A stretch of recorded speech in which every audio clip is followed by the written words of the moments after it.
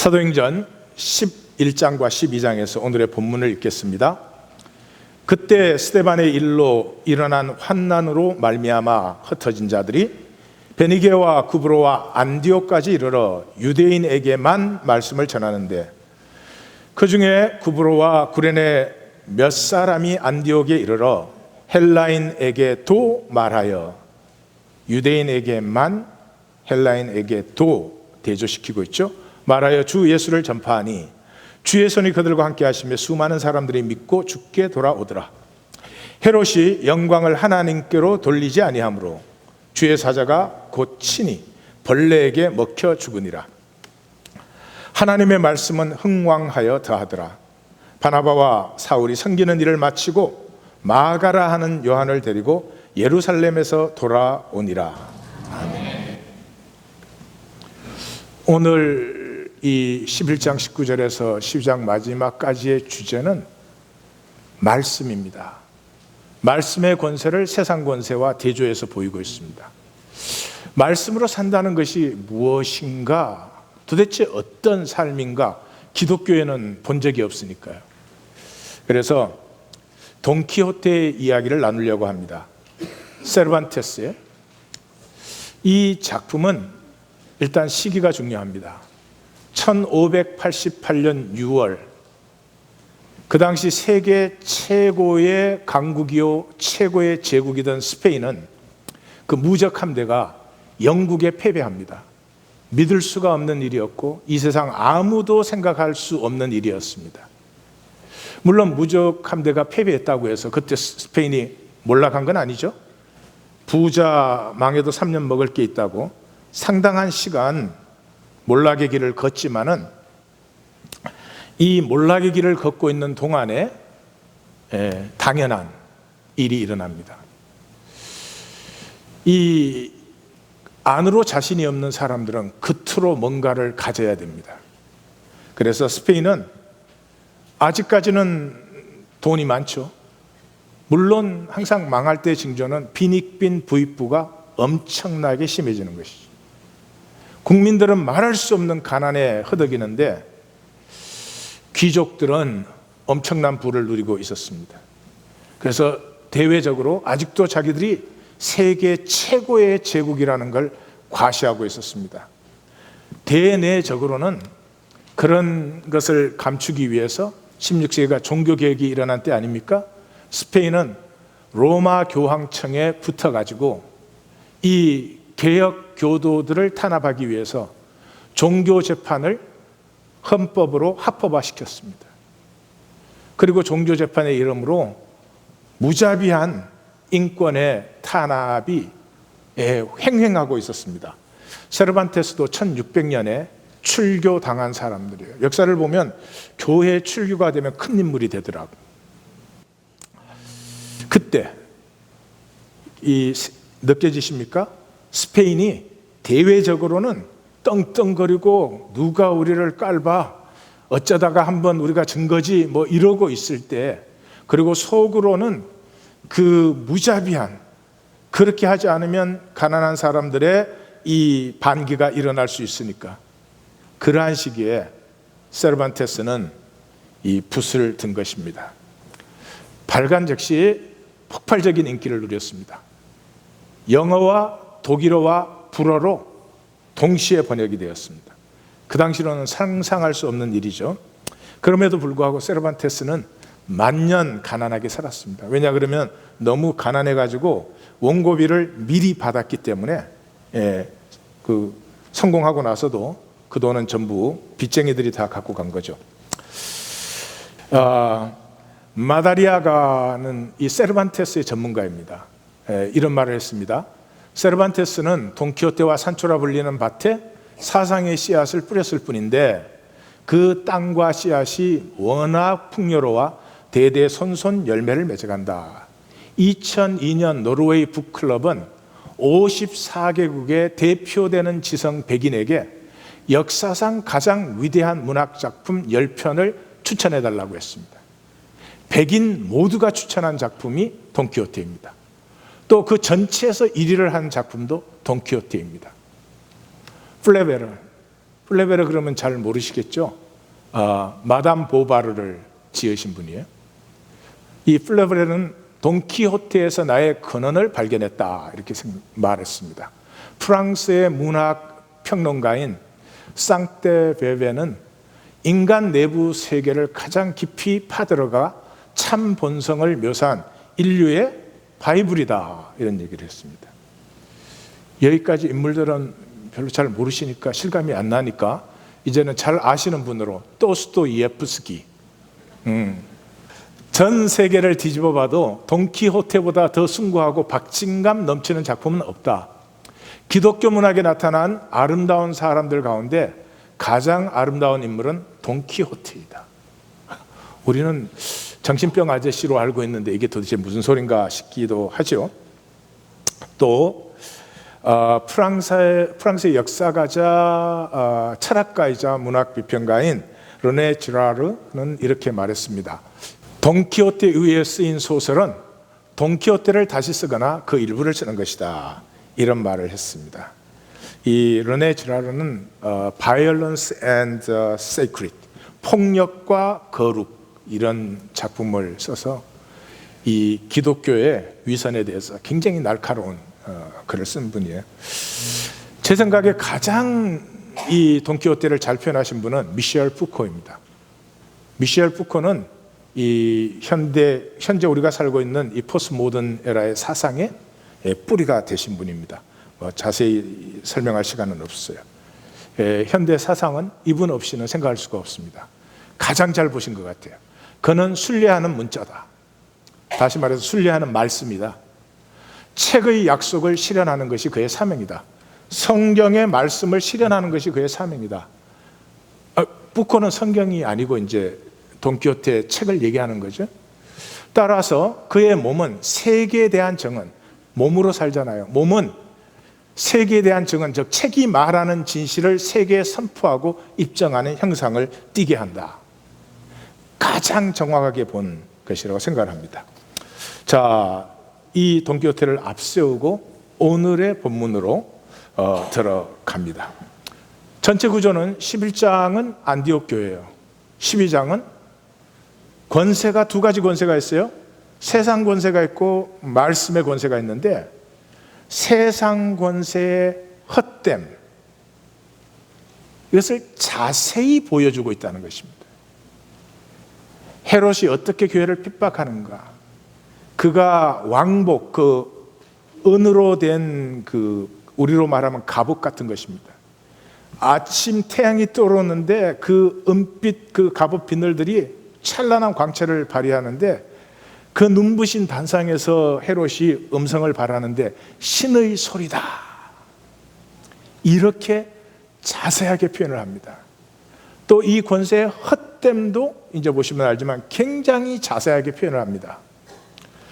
뿐만 아니라 이 핍박받고 잡혀가고 죽임당하는 말씀, 아무런 권세가 없는 것 같은 말씀은 이 헤롯은 벌레에 먹어 썩어지는데 이 말씀은 어떻게 역사를 만들어 나가는가 하는 것을 자세히, 이 11장과 12장에서 가장 중요한 건 자세히, 왜 누가는 그렇게 자세히 일일이 이 묘사를 하고 있을까요? 우리가 보기를 원하는 거죠. 예, 그렇습니다.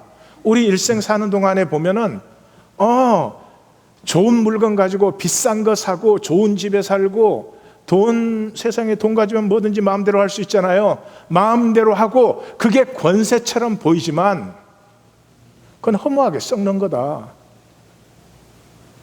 진정한 권세는 그곳에 있지 않다는 것을 우리가 보기를 정말 안타까이 원하는 거죠. 오늘 본문을 잘못 읽으시면 본문에 이렇게 나오죠. 헤롯이 하나님께 영광을 돌리지 아니함으로 벌레가 먹어 죽으니라. 그게 앞쪽에 두루와 시돈 백성 앞에 막 신의 모습 같은, 신의 소리 같은 그때에 영광을 안 돌려서 죽었다. 그렇게 읽으신 분은 성경을 전혀 못 읽는 분이죠. 성경의 그 흐름을 보시면 그러잖아요. 헤롯이 살아있는 동안에 신처럼 근세를 행하고 살았어요. 근데 그 일생에 하나님께 영광 돌리지 않았어요. 이 종교적으로 생각하시면 안 돼요. 그 일생을 살아가는 동안 하나님, 참된 진리, 참된 의, 참된 생명의 가치에 대해서는 이 사람 생각하지도 않고 생각할 필요도 없는 사람이에요. 벌레 먹어 허무하게 썩어지더라는 거죠. 근데 그가 핍박한 말씀은 역사를 만들어내고 있습니다. 어떻게 만들어내고 있을까? 자, 첫 번째 안디옥 교회로 들어갑니다. 안디옥 교회 내력이 나옵니다. 이 부분을 읽는 사람들은, 종교적인 사람들은 대부분 이래요. 바나바는 착한 사람이요, 믿음과 성령이 충만했다, 맨날 읽어요. 이게 중심에 두고 읽어요. 거기처럼 문맥을 읽는 사람이라면 빼버려도 돼요. 없어도 아무 상관이 없는 일이에요. 이 전체를 무슨 소리 하는지 읽지를 못하니까 가장 착하고 성령, 여러분 우리도 그래야 됩니다, 뭐래요. 마치 그러면 될 수 있는 것처럼. 영적인 걸 전혀 모르는 거죠. 안디옥 교회가 어떻게 이 땅에 출생하게 됐는지 자세히 설명합니다. 왜? 지금 중요하니까요. 스데반이 순교를 받으면서, 순교당하면서 사람들이 흩어졌습니다. 흩어진 성도들이 베니게, 구브로, 안디옥으로 흩어졌습니다. 그 중에 구브로, 구레네에 있던 사람들이 베니게, 구브로, 안디옥으로 흩어질 때는 유대인에게만 말씀을 전하더니 그 중에 구브로, 구레네 사람들, 여기 보면 베니게가 빠지잖아요. 베니게 왜 빠졌어요? 베니게는 아람어를 사용하는 지역이니까, 구브로와 구레네는 헬라어 사용 지역이죠. 그래서 그 사람들이 안디옥으로 와서 헬라인에게도 말씀을 전했어요. 그랬더니 많은 헬라인들이 말씀을 믿었어요. 그래서 교회가 탄생되었기 때문에 예루살렘 교회가 바나바를 글로 파송했어요. 왜 바나바를 파송했을까요? 다른 때는 항상 베드로와 요한이 갔었잖아요. 베드로와 요한은 첫째로 헬라어를 모르죠. 유대계 지도자지요. 근데 바나바는 구브로 출신으로 헬라어에 능통하고 헬라 문화에 익숙하고, 그러므로 이방인에 대한 유연함도 베드로와 요한보다는 훨씬 더 나았겠죠. 그래서 바나바가 파송을 받아서 갔어요. 그 파송을 받아서 가서 본 것은 무엇이냐? 하나님의 은혜를 보고, 이게 핵심이에요. 안디옥 교회. 하나님의 은혜를 보고, 만약에 바나바가 가서 이 앞에 본문의 핵심이 뭐죠? 고넬료 본문에 하나님은 참으로 외모를 보지 아니하시는다.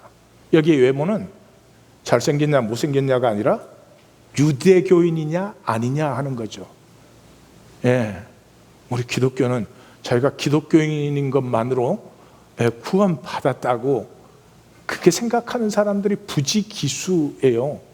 그것 자체가 정말 이 기독교가 얼마나 이 허물을 많이 갖고 있나 하는 걸 보여주는 거죠. 그 바나바가 가서 만약 외모를 봤으면, 여러분 생각을 해보세요. 이 지금 예수 믿었다 그러는데 이 사람들이 율법을 알아요? 제일 중요한 건 뭐예요? 유대인들에게 제일 중요한 건 유대교 식사예요. 식사인데 이 사람들은 삼겹살 먹잖아. 그 다음에 할례 안 받았지요. 여러분, 우리가 어떤 사람이 예수 믿는다 그러는데 이런 시대에 기독교 예배 안 드려, 세례도 안 받았어, 밥 먹는데 식기도도 안 해. 그러면 우리식으로 사도신경과 주기도문도 몰라, 성경도 몰라.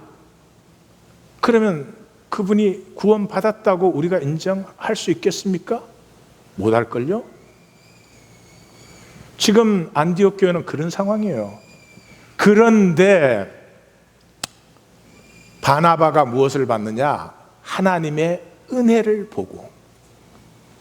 은혜를 어떻게 보지요? 은혜를 보는 건 설명할 수가 없지만 간단하게 보여드릴 수는 있어요. 은혜를 보는 사람은 사람을 안 봐. 사람 보는 사람은 은혜 절대로 못 봐요. 교회에 나오는데 목회자가 나를 어떻게 보나 중요한 사람, 그 사람은 은혜 모르는 사람이에요. 은혜를 아는 사람은 그게 자유해요. 그저 와서 다른 사람이 뭐라고 그러나, 은혜를 보고라는 것은 본질 세계를 보기 시작하는 것이죠. 외모가 아니고. 그러면 사람이 안 보여요. 생명이 보여요. 이 사람이 남자냐 여자냐, 부자냐 가난하냐, 잘났냐 못났냐, 그런 게 안 보여요. 그 생명이 보인다 이 말이죠. 그 사람들의 생명 속에 나타난 하나님의 역사를 바나바는 바로 보았어요. 그래서 어떻게 했어요? 사울을 데리고 왔죠. 왜 사울을 데리고 와요? 예루살렘 교회는 유대이니까 말씀, 율법, 구약을 아는 사람들이죠. 이 사람들은 말씀을 전혀 모르잖아요. 헬라어로 말씀을 가르칠 수 있는 완벽한 후보를 하나님이 딱 준비해 놨잖아요. 요거 일어나기 직전에 사울이죠. 그래서 사울을 데리고 와서 두 사람이 가르쳤더라.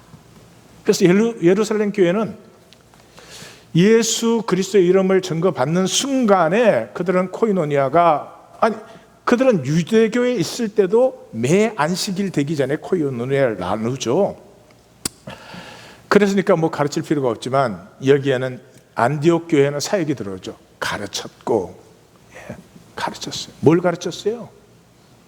여러분 1년 가르쳤어요. 1년 가르쳤더니 그 사람들은 전부가 사역자들이 되어서 사방으로 흩어질 수 있는 사람이 되었어요. 두 가지만 가르치면 돼요. 첫째, 예수 그리스도의 이름이에요.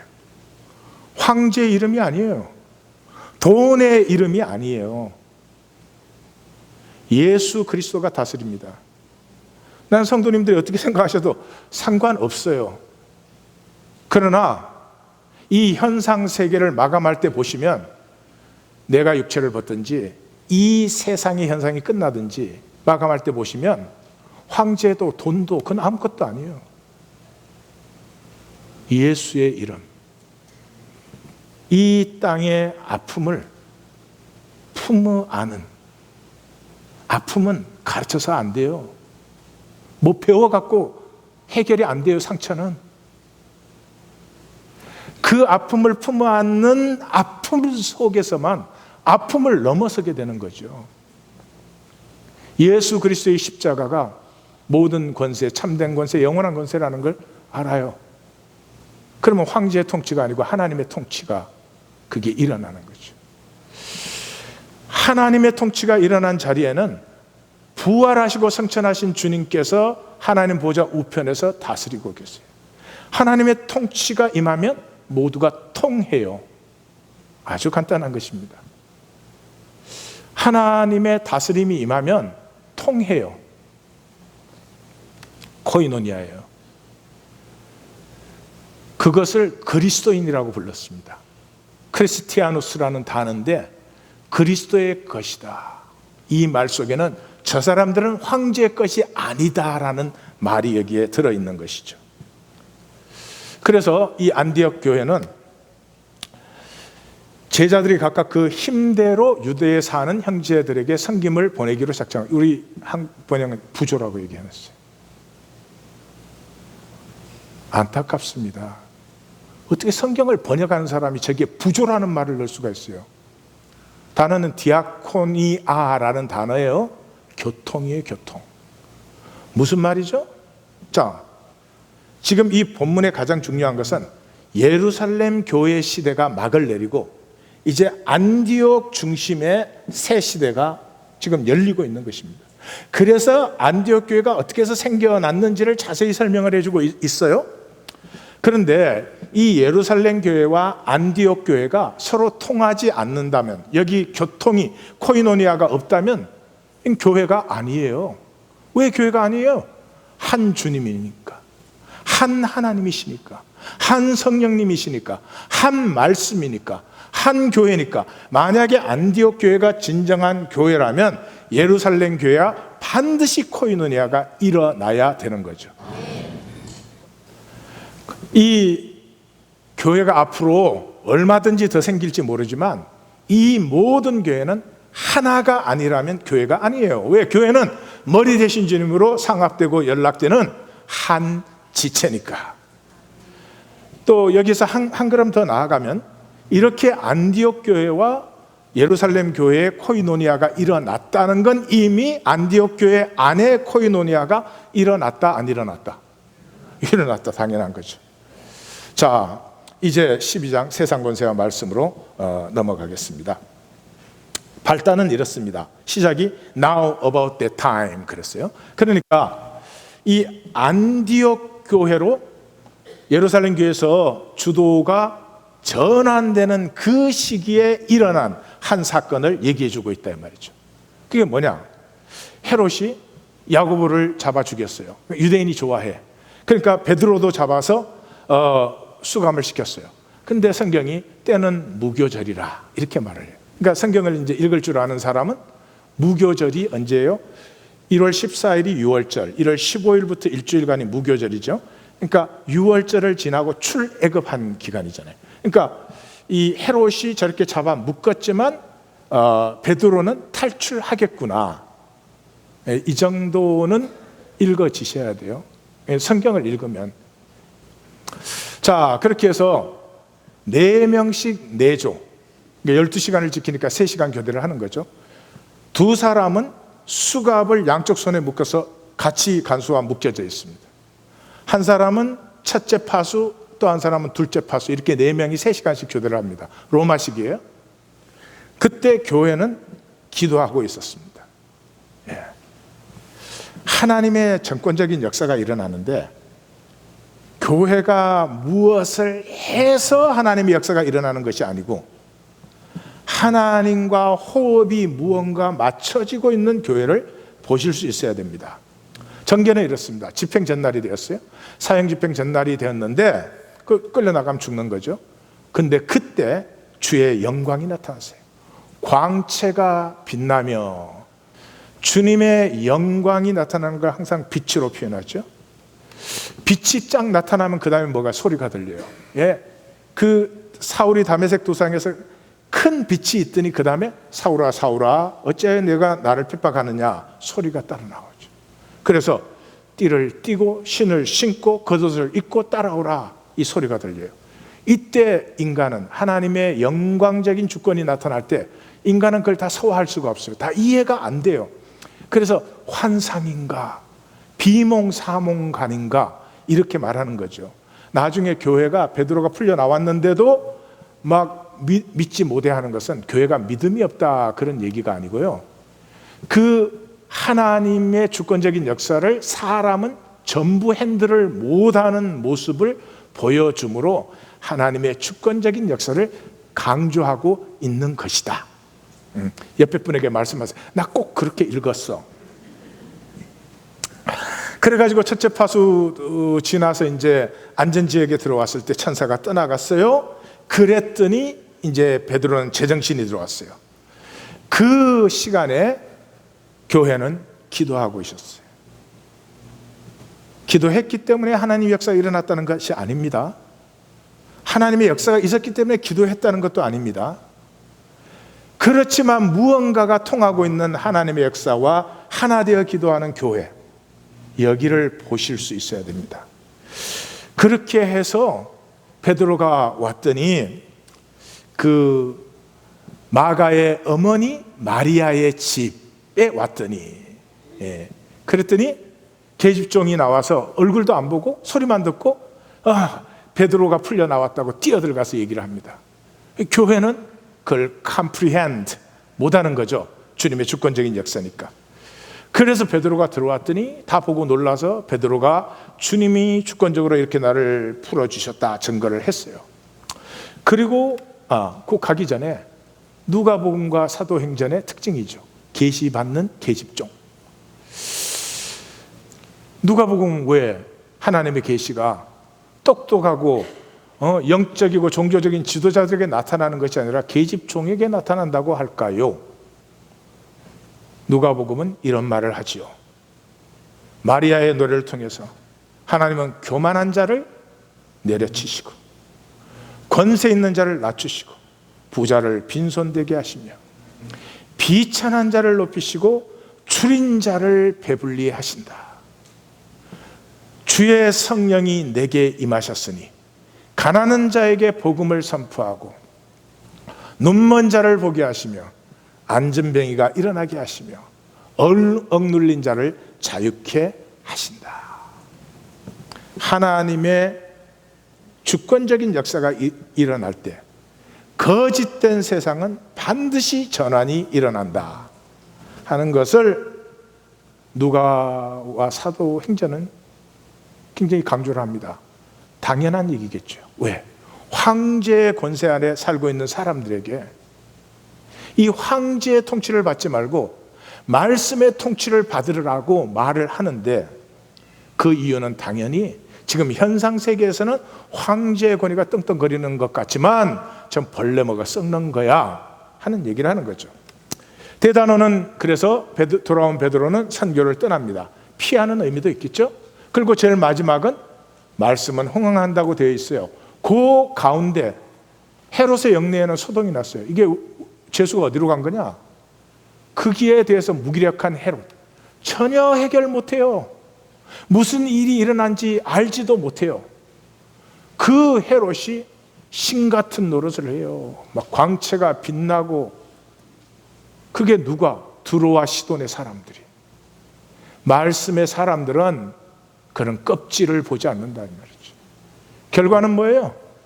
헤롯은 벌레 먹어 썩는 허무한 인생이에요. 역사 가운데를 흐르며 이 역사를 새롭게 하고 창조하는 것은 말씀이다 하는 것을 12장은 보여줍니다. 제일 재밌는 부분은 12장 마지막 절이죠. 거기에 바나바와 사울이 섬기는 일을 마치고, 여기도 부조하는 일을, 섬기는 일을 마치고 마가라 하는 요한을 데리고 예루살렘에서 돌아오니라. 이게 왜 여기 붙었을까요? 갑자기 마가라고 하는 요한을 데리고 온 게 왜 여기 붙었을까요?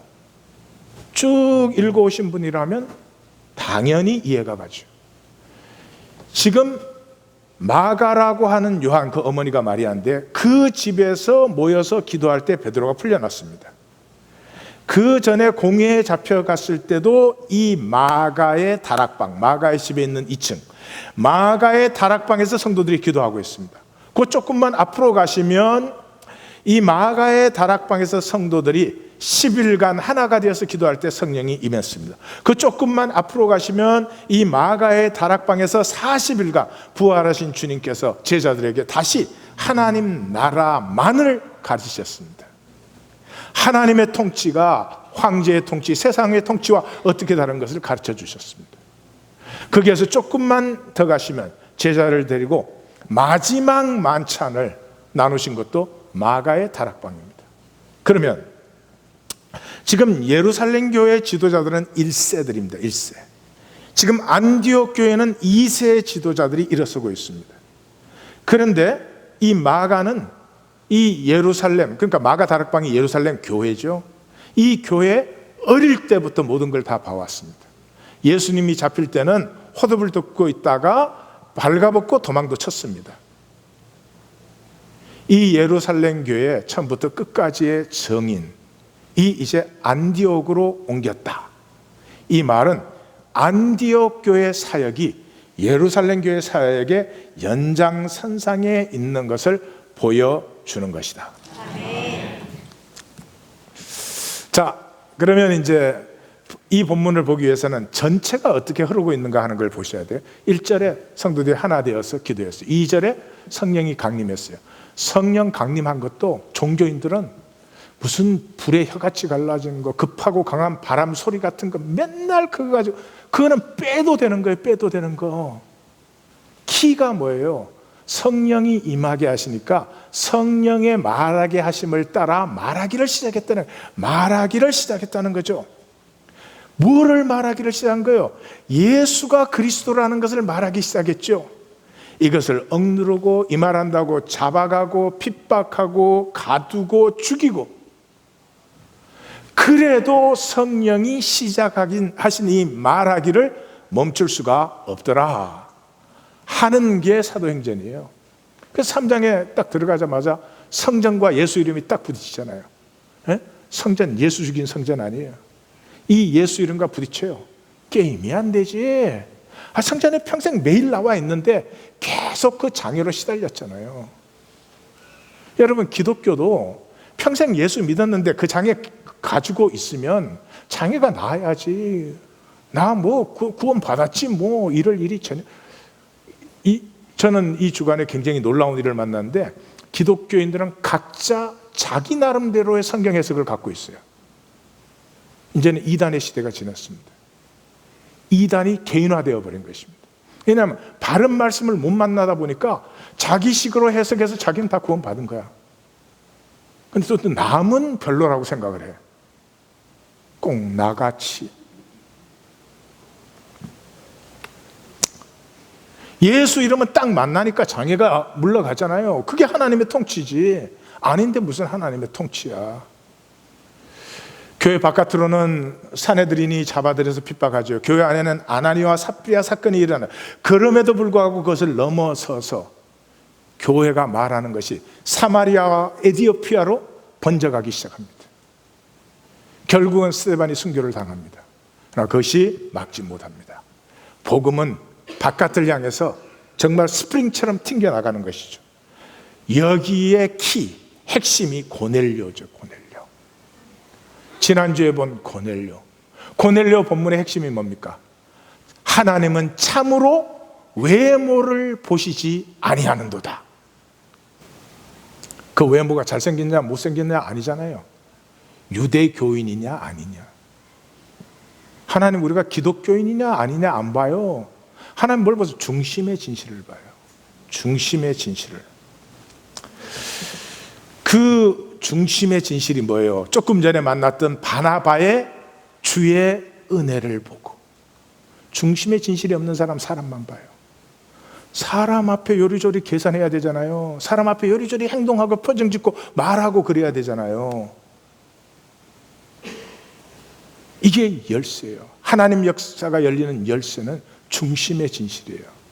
하나님이 저를 목사냐 뭐 아니냐, 하나님 저에게 그 이전에 내 중심의 하나님을 향한 진실이 있느냐 이 말이죠. 이 중심의 진실의 이 열쇠가 열리면서부터 교회는 말씀과 코이노니아를 창조하는, 하나님으로 모든 게 나왔잖아요. 하나님 뜻은 모든 것이 하나님 안에 하나 되는 거 아니에요. 결국 세상이 끝났을 때는 하나 된 사람들과 하나 안 된 사람들과 그거죠 뭐. 하여튼 세상은 벌레 먹어서 썩는 권세다.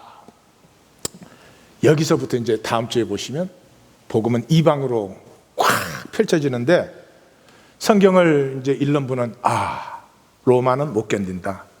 이 역사 앞에 로마는 견딜 수가 없다. 저 썩어 빠진, 저 음란하고 음탕한 로마는 이 역사 앞에 설 수가 없지. 여기까지 딱 읽어지셨으면 성경을 여기까지 참 잘 읽어오신 것이다. 본문의 중심 선포가 뭐예요? 한난으로 흩어진 자들이 말씀을 전하는데, 그 말씀은 뭐예요? 헬라인에게도 주 예수를 전하는 것이죠. 그걸 세상이 막는 것입니다. 그렇죠. 세상은 우리가 치유되면 안 됩니다. 그럼 세상은 권세를 우리에게 부릴 수가 없죠. 우리가 치유가 안 돼야지 이 열등감과 수치 때문에 뭐 옷도 좋은 거 입어야 되고요, 학력도 좀 좋은 거 가져야 되고요, 교회에 와서도 다른 사람 앞에 사람에게 보이려고. 그렇기 때문에 세상은 모든 권세를 다해서 이 말씀의 권세를 막아요. 그렇지만 결론은 어떻게 돼요? 헤롯은 벌레에게 먹혀 죽지만 하나님의 말씀은 흥왕하여 더하더라. 하나님에 대해서 어떤 추상적 아이디어를 갖고 계셨으면 지금 싹 버리세요. 말씀이에요. 하나님의 말씀이란 말은 하나님의 인격이라는 말이에요. 제 말이 제 인격이에요. 예. 제 인격은 존재를 만나는 유일한 길이에요. 어떤 분이 나하고 관계를 하시면 나를 인격적으로 존중해 줘야 됩니다. 내가 귀하게 여기는 것을 자기도 귀하게 여겨야 돼요. 나는 이렇게 귀하게 여기는데 자기는 딴 거 귀하게 얘기하면서 친한 척해. 여러분, 그럼 가증스러운 거죠. 예? 인격은 존재와 존재가 통하는 유일한 길이에요. 그래서 성경이 뭐라 그래요? 태초에 말씀이 계시니라. 이 말씀이 하나님과 함께 계셨으니 말씀이 하나님이시다. 내가 너희에게 이런 말씀이 영이요 생명이다. 이 다른 말로 하면 인격이다, 그런 말이죠. 그 요한복음 8장 가서 뭐라 그래요? 어찌하여 내 말을 깨닫지 못하느냐? 내 말을 들을 줄 모른다 그래요. 뭐가 들을 줄 모르는 거예요? 주님과 우리가 가슴이 안 통하는 거예요. 주님이 소중하게 생각하는 걸 우리는 소중하게 생각하지 않아. 그럼 주님의 말씀이 나에게 안 들릴 수밖에 없지요. 이 주님의 인격, 주님의 말씀을 만나는 유일한 길이 중심의 진실함이죠. 중심의 진실이라는 굉장히 추상적인 표현이잖아요. 이걸 실제적인 말로 하면은 마음을 다하고 뜻을 다하고 힘을 다해야 한다는 거죠. 여러분, 우리 삶에서 모든 걸 마음을 다하고 뜻을 다하고 힘을 다해서 살면 죽어요. 그렇게 안 되죠. 한 가지 있으셔야 돼요. 우리 모두는 한 가지 있어요. 마음을 다하고 뜻을 다하고 힘을 다해서 사랑하는 한 가지 있어요. 대부분 허무한 것은. 가장 일반적인 게 뭐예요? 자기 자식. 여러분, 그건 동물적인 본능으로 그냥 하는 거예요. 그렇게 해야 가치가 발생되지 않아요. 자식은 내 자식도 귀하지만 남의 자식도 그렇게 사랑할 수 있을 때 가치가 발생하는 거죠. 하나님을 마음을 다하고 뜻을 다하지 않고 힘을 다하지 않고 사랑할 수 있습니까? 그럼 하나님 관계가 되겠습니까? 예? 우리 기독교는 그거 아니에요. 삶은 내가 어떻게 살든지 내 중심에 뭐가 있든지 주일날 나와서 예배 드리고 가면 하나님과 통한다는 거 아니에요. 나하고도 안 통해요. 나하고도 안 통해요.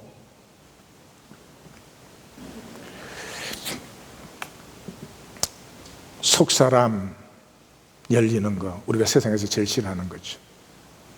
혼과 영과 관절과 골수가 찔러 쪼개져야 되니까.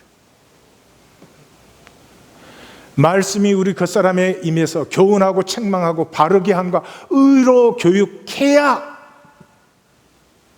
겉사람이 쪼개고 속사람이 말씀을 만나니까요. 말씀과 속사람이 만나기까지는 내가 누군지 알 수가 없습니다. 내가 왜 이 땅에 이 시간에 있는지, 내 생명에서 무엇이 피어날 수 있는지 전혀 모릅니다. 사람에게 보이기에 급급합니다. 돈키호테로 돌아가겠습니다. 발단은 이렇습니다. 만차라고 하는 마을에 50대 시골 양반이 있습니다. 양반이라고 표현을 해야 되겠죠? 그 당시는 노동자 농민이 있고 아닌 계급이 있고, 썩 귀족은 아니지만 하여튼 겨우 하인 하나 데리고 자기는 일하지 않고 사는, 그때 50대면 지금 60대 후반 70대라고 말할 수 있죠. 그렇게 나이 드신 분이다 이런 거죠. 근데 이 양반이 갑자기 어느 날 기사 얘기에 뿅 간 거예요. 그래서 모든 기사 얘기를 다 사들여 밤낮으로 쉬지 않고 읽어 골수가 다 말라버려. 지금 제가 우리 성도님들에게 하고 싶은 게 그거예요. 모든 성경을 쉬지 않고 밤낮으로 읽어 골수가 다 말라버려. 골수가 있어야 되는 곳에 골수가 있는 게 아니라 말씀이 들어있게 되는 거죠. 그래가지고 마침내 정신이 이상해졌다. 우리는 안 읽고도 이상한데 머릿속은 기사 이야기로 가득 차. 급기야 그 이야기들이 모두 현실이라고 생각하게 되었다. 이 본문 얘기예요? 그 소설에 나오는 얘기예요? 성경이 가득 차서 이제는 보면은 이 겉의 현상이 보이는 게 아니라 현상 속에 숨어있는 이 본질이, 성경 말씀이 보이기 시작하는 거죠. 전개는 어떻게 돼요? 미친 자로서의 순례. 우리 한국 사람 이거밖에 모르죠. 미쳐갖고 돌아다니는 것밖에. 이렇게 되어 있어요. 생각하고 보고 상상하는 것이 모두 책에서 읽은 그대로 되어 있고, 또 된다고 믿는 우리 모험가는 이 객주집을 보는 순간, 이렇게 이제 기사가 탁 출발해서 첫 객주집을 봤는데 그 선 걸로 착각을 해요. 순간 4개의 탑과 은빛 찬란한 첨탑과 해자와 들어올리는, 해자는 아시죠? 성 주변에 적들이 못 들어오게 판 그 물, 들어올리는 다리가 있는 성으로 보였다. 미친 거예요? 그래서 기사 서품식을 거기서 받아요. 객주집 주인을 보고 성주님이라고 부르는 거예요. 그리고 이제 기사 서품 해달라는 거예요. 그러니까 이제 객주집 주인은 이 미친 사람인데 안 해주면 안 떠날 것 같으니까 서품식을 해주는 거예요. 세르반테스가 무슨 얘기하고 있는 거예요? 기사도의 정신은 살려야 되는데 이 기사 제도, 지금 그 당시 스페인에 행행되고 있는 기사 제도는 그거 가지고 출세하고 밥 먹고 살고 가난한 자 약탈하는 썩어 빠진 제도. 여기까지 오셔도 눈치를 못 채시네. 세르반테스가 뭐 얘기하고, 기독교의 정신은 살려야 되지만 기독교의 제도는 이거 웃기는 거야, 썩어 빠진 거야. 객주집 주인이 기사 서품하듯이, 사제 서품하는 거, 그게 기사도 정신과 뭐 관계가 있어? 배설물 같은 거야. 그 얘기를 하고 있는 거예요.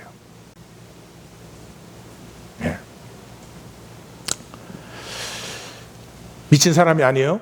본문에 또 이렇게 적혀 있어요. 그의 말을 들었던 사람들은 무슨 문제를 다루더라도 훌륭한 이해력과 사고력을 갖고 있는 사람이 그 고생만 하고 불행하고 시꺼멓기만 한 기사도 이야기만 나오면 어김없이 이해력도 사고력도 잃어버리는 게 안 됐다고 생각했다. 꼭 내 얘기 같아.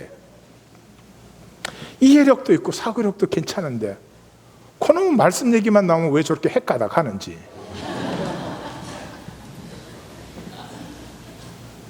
그렇게 또 무시할 건 없잖아, 사람을. 그 산초가 그 주인한테 이제 산초라는 옆집 농부를 이렇게 꼬셔갖고, 내가 앞으로 이 성을 얻으면 그 성에 내가 그 한 지방 또는 섬에 총독자리를 줄게. 그래가지고 이 산초는 돈키호테가 정반대되는 사람, 현실적인 이익밖에 모르는 사람이에요. 그래가지고 막 따라다니면 맨날 불평하는 거야. 모른 척 하시지, 그거를 또 간섭해가지고 이렇게 두드려 맞고 돈 다 뺏기고 이게 뭐예요? 막 아우 가만히 있지 왜 그게 또 달려 들어가지고 이빨도 다 부러지고 우리 이제 어떻게 해요? 막 맨 산초는 그런 거 하는 거죠. 그래서 불어요. 주인님은 도대체 왜 미쳤어요? 그러니까 아니 뭐 훌륭한 기사들을 보면은 뭐 어디에 뭐 성주가 된다든지 뭐 다 있는데 기사님은 도대체 아무리 봐도 그런 가망성도 없고. 그러니까 이 돈키호테가 그러는 거예요. 이유가 있어서 미친다면 대단한 일이 무엇이 있겠는가? 핵심은 아무런 이유도 없는데 미치는 데 있다는 거예요. 그렇죠. 돈키호테의 행동은 제가 정확하게 기억하는지 모르겠어요. 한 번 빼고는 다 실패해요. 그래도 행동을 멈추지 않아요. 왜? 행동 자체가 그 자신을 규명하기 때문에. 모험의 결과를 위해서 모험을 하는 게 아니에요. 모험 자체가 나를 규명하는 거예요. 에베레스트로 올라갈 때 성공하느냐 성공 안 하느냐보다 더 중요한 것은 거기에 내가 도전했다는 자체가 나라는 사람을 이유도 없는데 미치는, 이게 뭐예요? 중심의 진실이에요. 그래서 돈 생긴다는 게 아니에요. 거기에서 어떤 이익을 얻는다는 게 아니에요. 그렇지만 그렇게 할 수밖에 없는, 내게 있는 생명이 나를 그렇게 미치게 만드는, 그것을 중심의 진실이라고 하죠. 이 돈키호테는 그냥 돌아다니는 게 아니었습니다. 하나님의 나라를 꿈꾸는 사람이죠. 사냥치기들을 만나서 이렇게 말을 합니다. 옛 황금세기는 힘들이지 않고 은금을 손에 넣을 수 있어서가 황금세기가 아니요.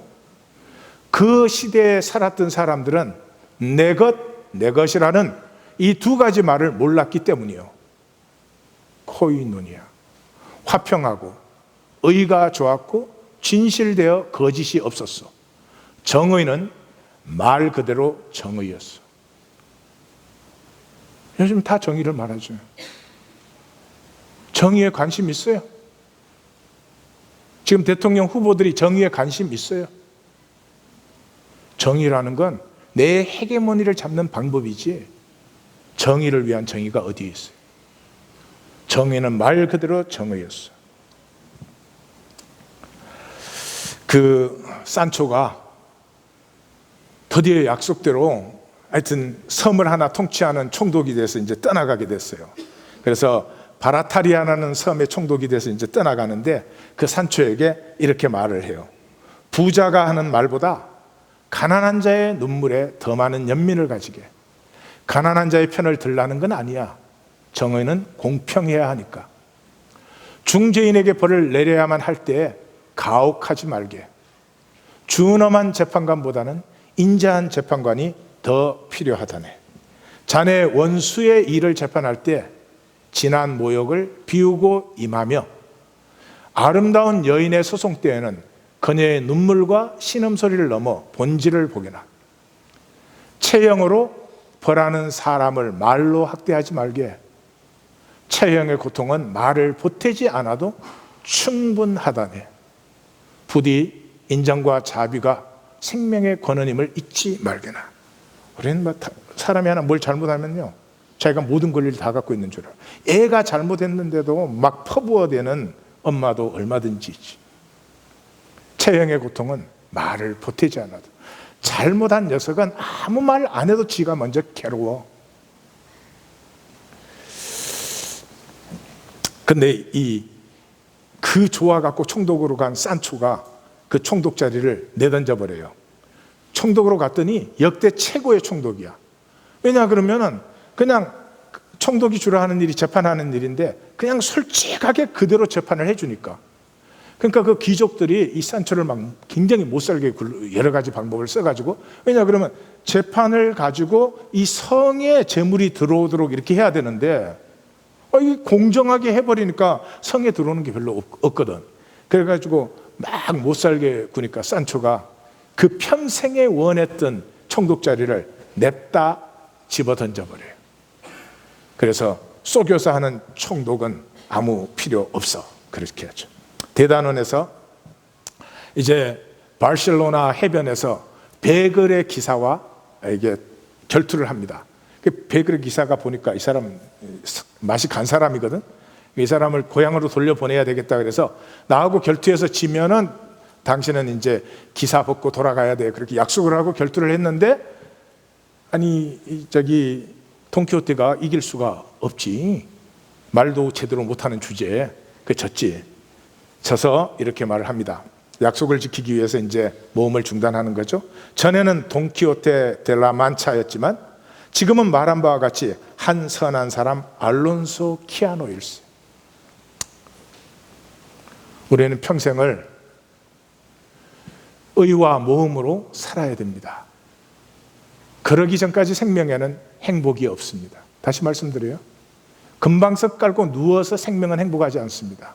모험적일 때 adventure.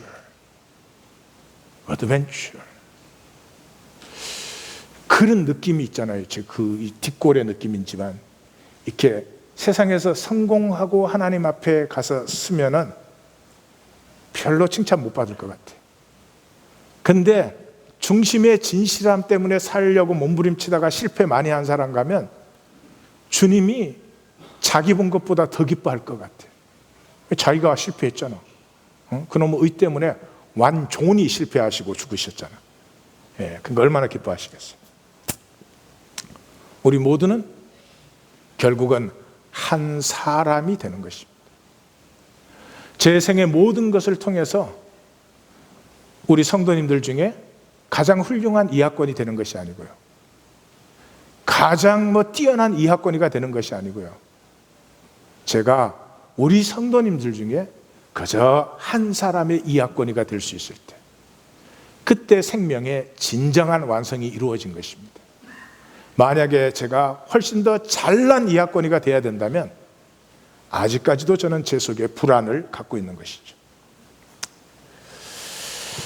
이 산초는 그렇게 현실적인 계산과 이익만으로 돈키호테를 따라다녔는데도 결국은 제자가 되고 맙니다.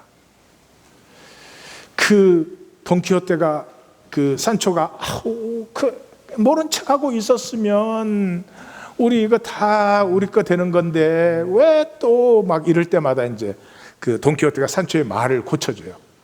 근데 집에 돌아와 가지고는 돈키호테가 자기에게 하듯이 자기 아내의 말을, 아내가 모른 척하고 있었으면 당나귀 3마리 우리 거 되잖아. 그럴 때 딱 산초가 당나귀 3마리보다 더 소중한 것이 있다오 여보.